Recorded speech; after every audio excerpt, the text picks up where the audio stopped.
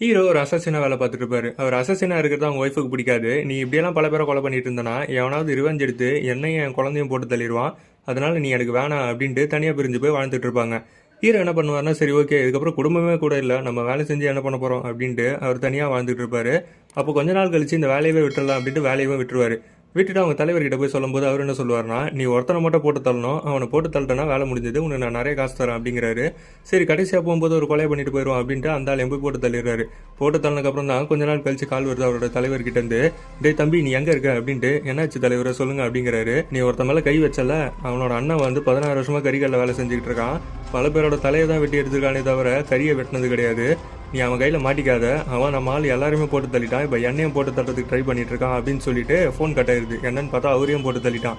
இப்போ ஹீரோ என்ன பண்ணணும்னா, அவரோட பொண்ணை வந்து அந்த கேங்ஸ்டர் கடத்தி வச்சிருப்பான், இவன் தான் அவனோட தம்பியை கொலை பண்ணான்ட்டு. அவர் பொண்ணையும் காப்பாற்றணும், இவரையும் காப்பாற்றிக்கணும்.